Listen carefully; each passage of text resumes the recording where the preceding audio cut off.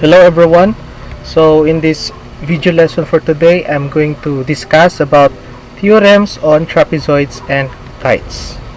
The objective of this video lesson for today is to prove theorems on trapezoids and kites. Okay, so let's discuss first about the trapezoid. We define a trapezoid as a convex quadrilateral with exactly one pair of parallel sides, or in other words, or in simplest term, when you talk about the trapezoid, so it is a kind of quadrilateral with exactly one pair of parallel sides. These parallel sides are called the bases of the trapezoid. In trapezoid ABCD, line AB and line DC are the bases. So this is the line AB and this is the line DC. Line AB is what we call the upper base. So upper na siya. And the line DC is what we call the lower base. So lower. So again, AB is the upper base, DC is the lower base. AD and BC are the legs. So this is AD and this is BC.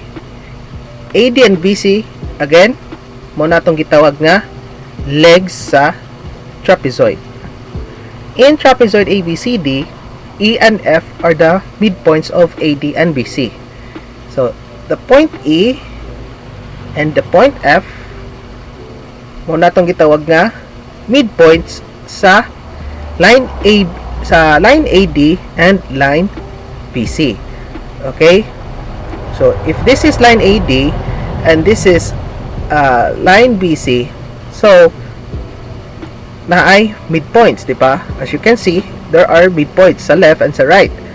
In line AD sa left side, so point E ang iyahang midpoint.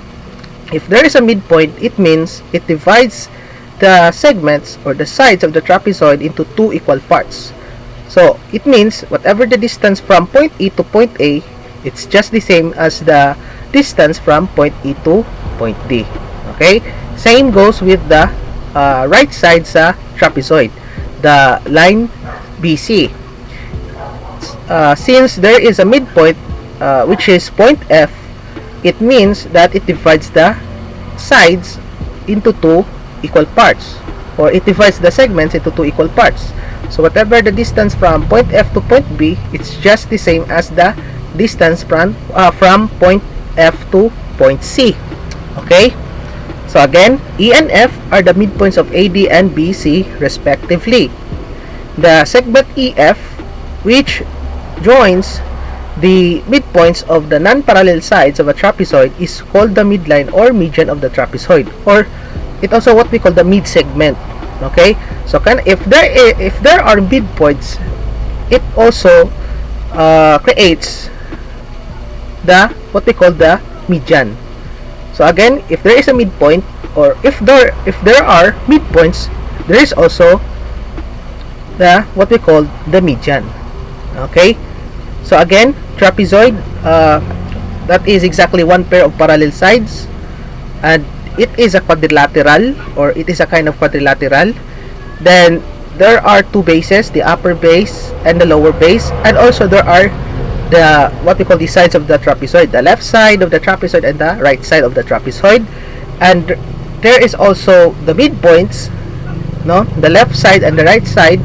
And if there are midpoints, it also creates, or if there is also what we call the midline or median sa trapezoid. So by definition, balik ta, a trapezoid is a convex quadrilateral with exactly one pair of parallel sides. The bases of a trapezoid are two parallel sides. The legs of the trapezoid are two non-parallel sides. So mo to ganiya. So kani siya, kanang legs, dili na siya parallel, because if you're going to extend the sides of the trapezoid, it meets at exactly one point. So if the two sides of the trapezoid meets at exactly one point, it means dili siya parallel. Because by definition, kung parallel siya, kung asa padong ang usa ka line, mo pod ang padulngan sa usa ka line or usa ka segment. And it will never meet. Okay? It's just only the direction. Kung, like for example, as you can see sa upper base, AB, so na arrow to the right. It means, kung padung siya sa right, mo po diri sa ubos, padung po siya sa right, kaning DC. Okay? So, mo na siya nga parallel lines. Okay? Ang AD and BC, dili na siya parallel lines. Okay? They are non-parallel lines. In other words. Okay? So, there is also a special kind of trapezoid that is what we call the isosceles trapezoid. By definition, an isosceles trapezoid is a trapezoid with congruent legs. So, this is the illustration of isosceles trapezoid. So, let's assume that this is a isosceles trapezoid. So, it means ang legs sa trapezoid are congruent. So pareha sila og measurement. So whatever the measurement on the left is just the same as the measurement sa right. Like for example, kung 5 ang left, 5 pod ang right. Okay? So mo na siya ang pinaka definition sa isosceles trapezoid. Then the median of a trapezoid is the segment that joins the midpoints of the legs. So na-discuss naman ako, no, ang median ganiha. Then na-discuss sa dako sa atong previous video about the midline and mid-segment theorem. Okay? Then a special segment of a trapezoid that is frequently used is the altitude. So napatay lang yung definition of terms, the altitude. So by definition, an altitude of a trapezoid is any segment from a point on one base perpendicular to the line containing the other base. So, mo ni siya ang altitude. So, another term for altitude is what we call the height. Okay? Gitawag sa nato siya nga height, no? Altitude or the height. It's just the same. Okay? In trapezoid ABCD, AP is an altitude. Okay, so here is the theorem number 1 of the trapezoid.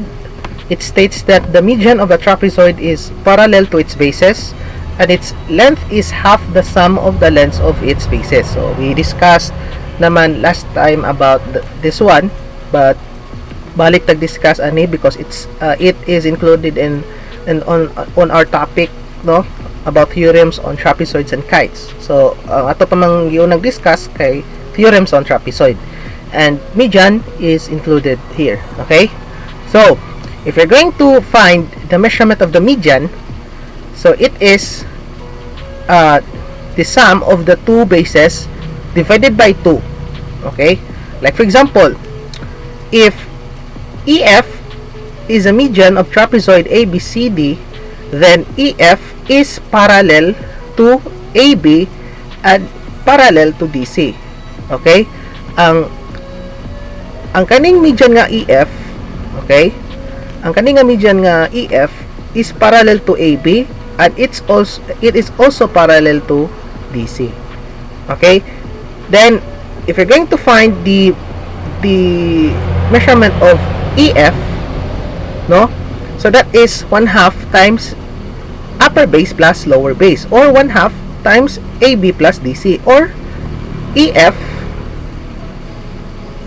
equals AB plus DC over 2. It means AB plus DC divided by 2. So, i-add nimo ang upper o lower base, then divided by 2. So, that is the measurement of EF. Okay, so let's take for example. So, this is example number 1. Use the trapezoids on the right to answer the following. So, here are the trapezoids. The trapezoids ABCD or ABCD, sakto, ABCD and trapezoid EFGH. So, for the first one, letter A, which sides are the bases? Letter B, which sides are the legs? Then lastly, the letter C, which sides is or are the altitudes. So we have the answer. So ang answer sa letter A, the bases are the parallel sides. So mura timan inyo. Okay? Basta when you talk about bases, parallel sides, no? Siguro mo man ni ang common misconception or common mistakes sa ubang students if they are going to determine of asa ang side, asa ang bases. Mingon kag bases, ang yahang kuan, ang yahang term or word related to bases or base kay parallel. So base equals parallel. Okay? So mingon kag base, dapat parallel sides. So therefore AD and BC sa trapezoid ABCD are the bases, while sa trapezoid EFGH kanang EH o FG. Okay, balik ko na ko. Sa trapezoid ABCD, ang bases are AD and BC. While sa trapezoid EFGH, ang bases are EH and FG. Okay? Di man mo mahimo nga ang imong base sa ABCD or sa trapezoid ABCD, ang base nimo is AB and DC because they are not parallel. Kung dili siya parallel, dili siya base. Okay? Same goes with trapezoid EFGH. So, kung ang imong base is EF and GH, dili na siya base. Okay? Kay dili man siya parallel. So, dapat parallel sides ang bases. So, therefore, AD and BC and EH and FG are the bases. So, mo na siya. Letter B. The legs are the non-parallel sides. So, non-parallel sides. So, ang word nga term nga related sa legs, non-parallel. Okay? Legs, non-parallel. Kung base, parallel. Kung legs, non-parallel. Okay? So, ang non-parallel sides sa trapezoid ABCD kay AB and CD. While sa trapezoid EFGH, ang EF and GH. Okay? So, therefore, AB and DC and EF and HG are the legs. So, muna ang legs sa trapezoids. Then, which sides is or are the altitudes? So, the answer is CD. So, CD is an altitude. So, mura. While on this one, walay altitude nga na define diri or why altitude nga na determine. But if you're going to create an altitude, so we can create an altitude. Okay? So before that, kani siya nga klase nga trapezoid, kaning trapezoid ABCD, mo nang gitawag na to nga right trapezoid. Anong right trapezoid man? Because it forms right angles. No, kani. It forms right angles. Pag right trapezoid, so ang usa ka sides sa trapezoid is also the altitude of the trapezoid. So this one is a regular trapezoid or a common trapezoid. So it means wala naka-define or wala naka-determine ang altitude. But you can create an altitude here. Okay? So balik ta sa definition sa kuan. So balik ta sa definition sa altitude. That is any segment from a point on one base perpendicular to the line containing the other base. So balik ta. So mo ni siya no. So mo ni siya. Mo ni siya ang altitude. Okay? While here, may altitude pero wala naka-define or wala naka-determine. So you can create. So ana na siya. It's either here or here. Okay? So, muna yung altitude. Okay? Okay, so let's go now to example number 2. Given, quadrilateral TONE is a trapezoid with median RS. A. if TO equals 18, so kanang TO equals 18, mo na siya ang upper base. EN equals 24, so mo na siya ang lower base. Find RS. Letter B, if TO equals 2x minus 5, RS equals 10, and EN equals 3x plus 10, find X. So, ang upper base and lower base are expressed in algebraic expression. Ang RS, number na. Okay? So, we're going to find the X. So, mo ni siyang solution.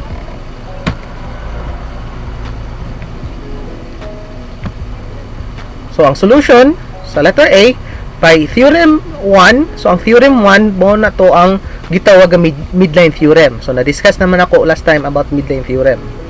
So, ang balik ta sa A by theorem 1, RS is equal to half the sum of TO and EN. So, RS equals 1/2 times TO plus EN.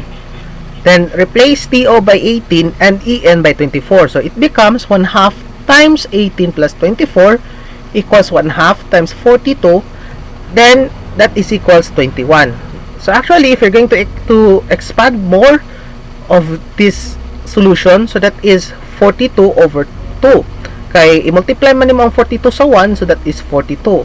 Then, 42 over 2, so that is i-divide na nimo. 42 divided by 2. Mo na nga, 21. Okay? So, mo na ang answer sa letter A. The measurement of the median, which is RS, is equals 21. Okay, so mo ni siya ang solution sa letter B. Balik ta sa theorem 1. So that is the midline theorem. RS equals 1/2 times TO plus EN. Then, substitute 10 for RS, 2x minus 5 for TO, and 3x plus 10 for EN. So, i-substitute sa nimo una. So, ang RS, 10. Ang 2x minus 5 from TO, 3x plus 10 from EN. So, i-add nimo. So, that is equals, so, kana siya, cross-multiply. So, that is understood that it is over 1. Munang i-multiply, then multiply. Ana na siya. Okay? Ang matabo is 10 times 2, that is 20. So, 1 times 1, so that is 1. No?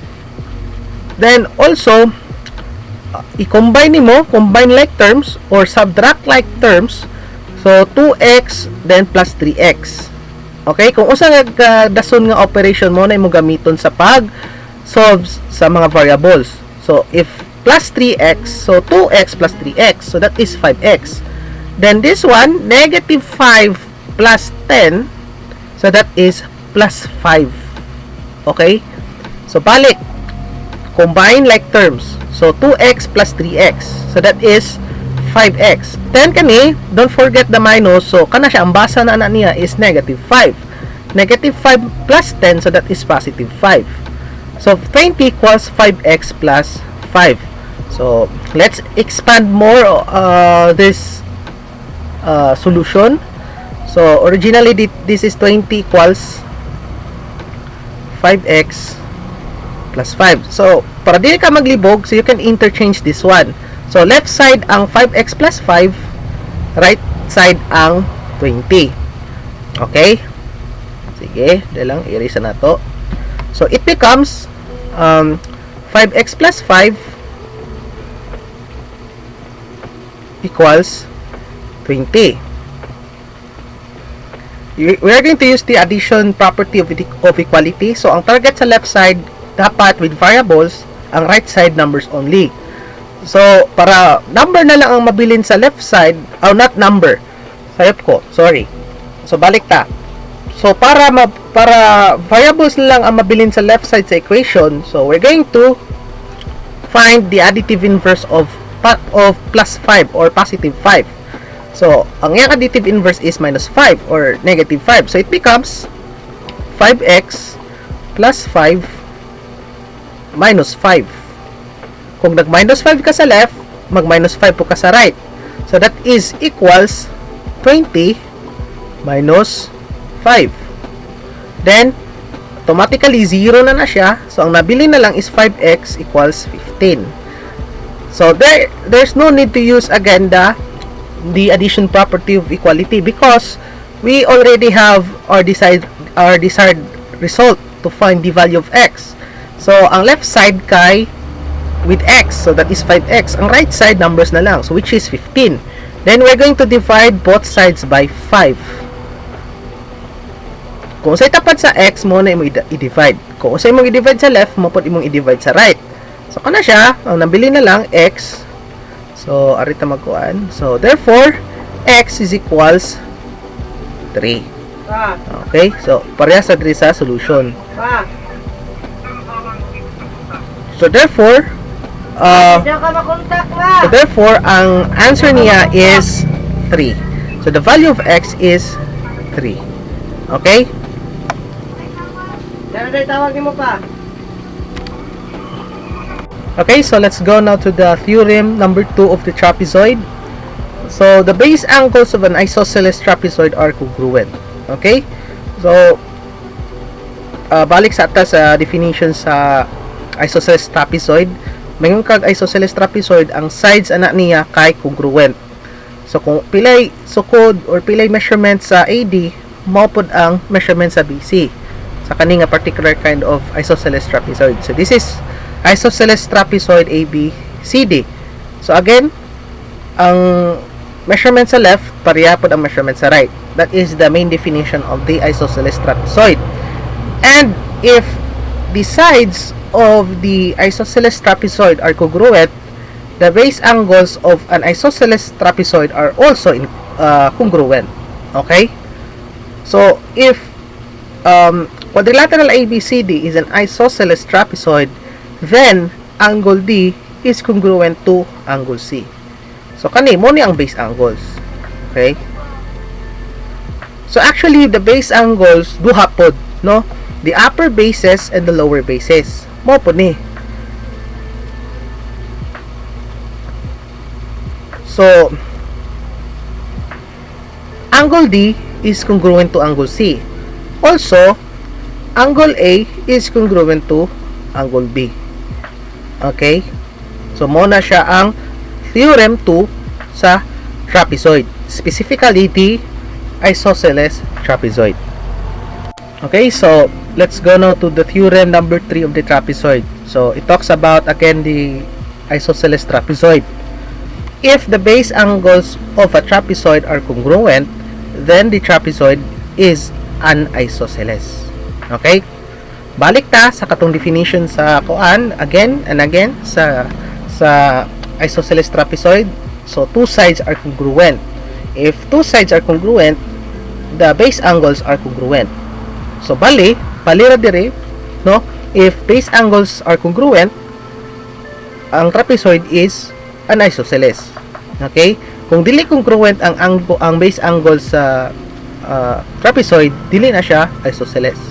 Okay? For example, this is isosceles trapezoid ABCD. So here is the statement. If angle D is congruent to angle C in a trapezoid ABCD, then ABCD is an isosceles trapezoid. Okay? Let's have example number 3.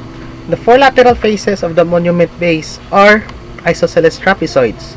Find the measure of angle IZL. So, ang angle IZL, so muna from I to Z, then to L.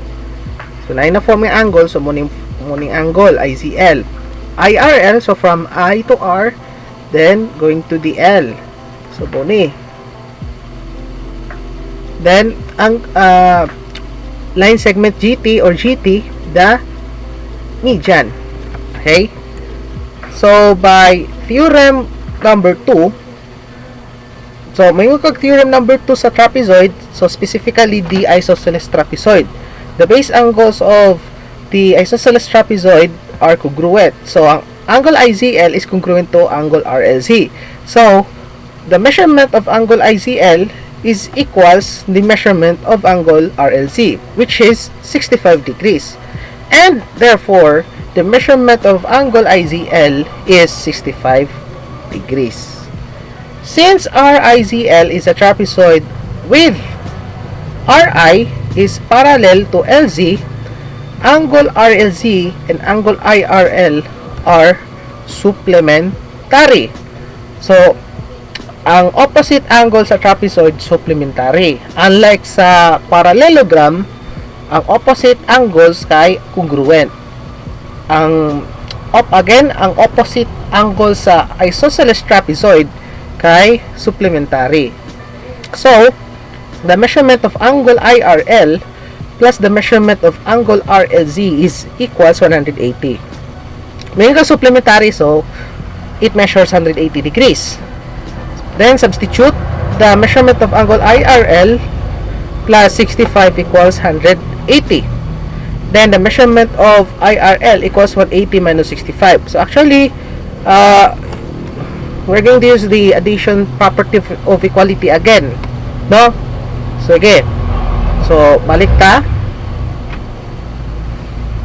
Measurement of angle IRL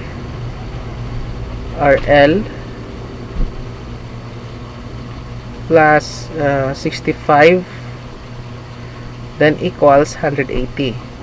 So ang target nato ni is ang mabili nilang sa left side kay ang kaning angle IRL, and we're going to eliminate the 65. So we're going to use the addition property of equality. So we're going to find the additive inverse of 65.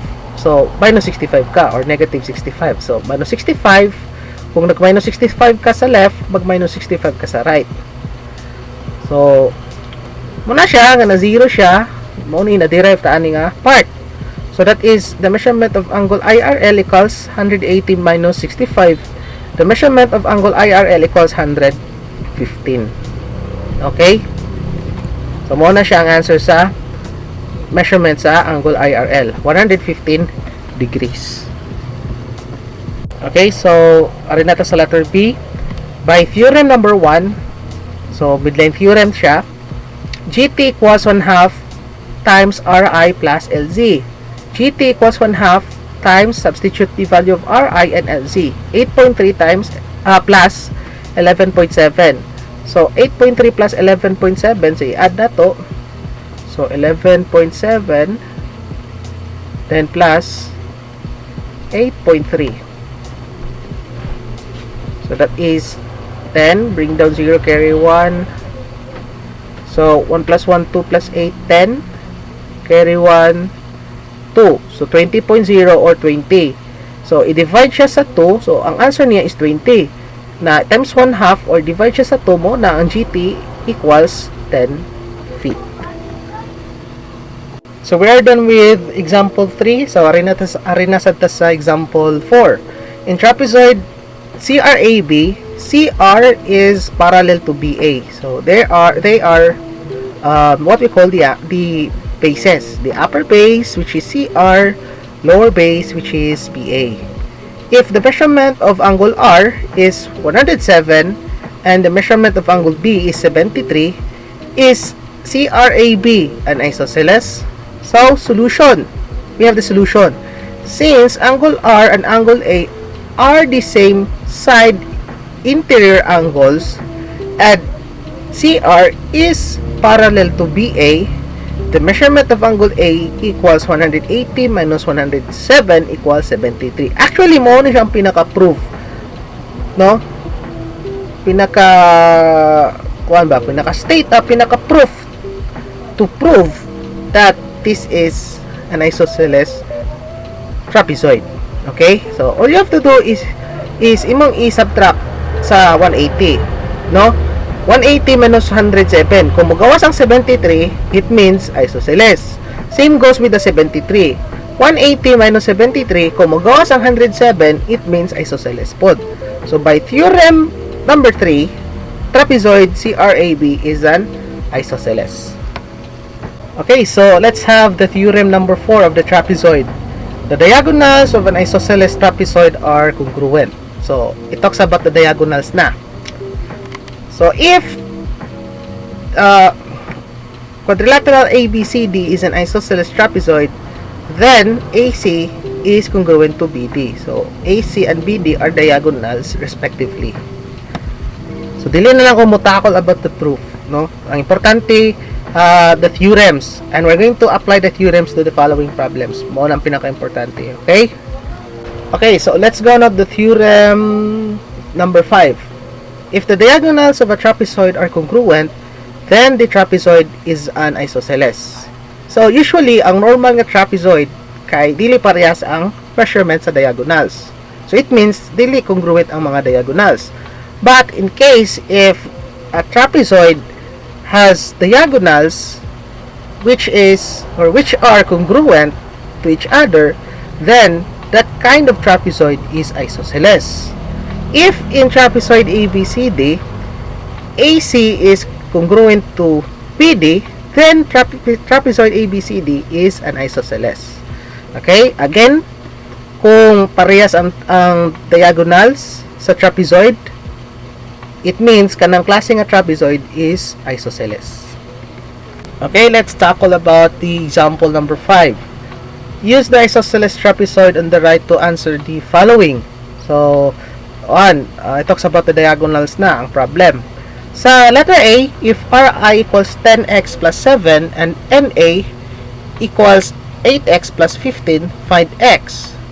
And for letter B, if Ri equals 7x minus 9 and Na equals 6x plus 7, find Ri.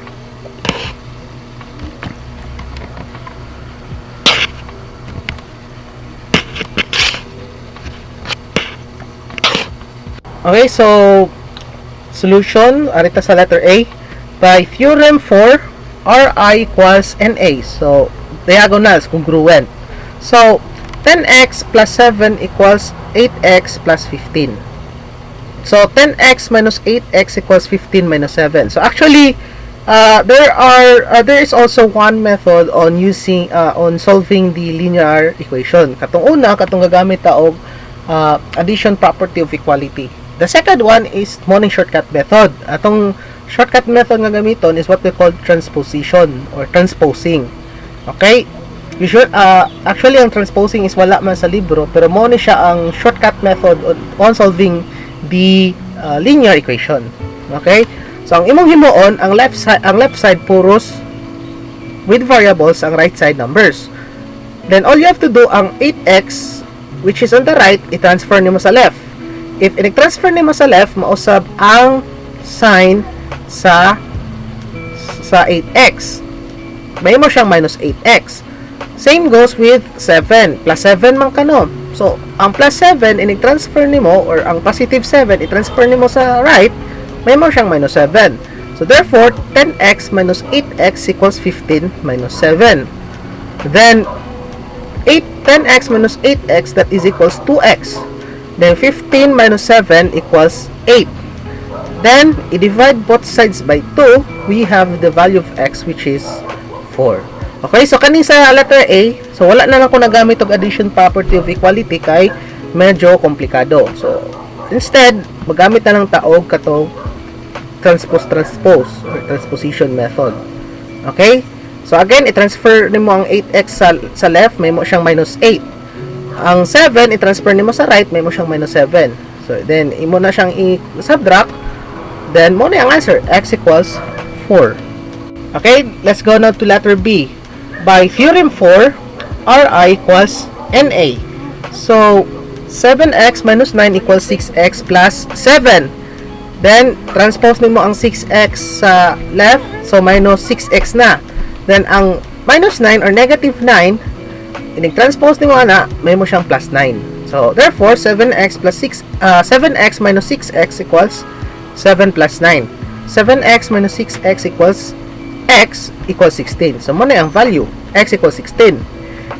Then, ang atong ipangita is Ri. So, ang algebraic expression sa Ri is 7x minus 9. Then, substitute the value of x, which is 16. So, may mo siyang 7 times 16 minus 9. Then, ang 7 times 16, so, i-multiply na to, 16 times 7. So, that is 2, carry 4, 112. So, 112 na siya. So, 112 minus 9, that is equals 103. So, therefore, Ri equals 103.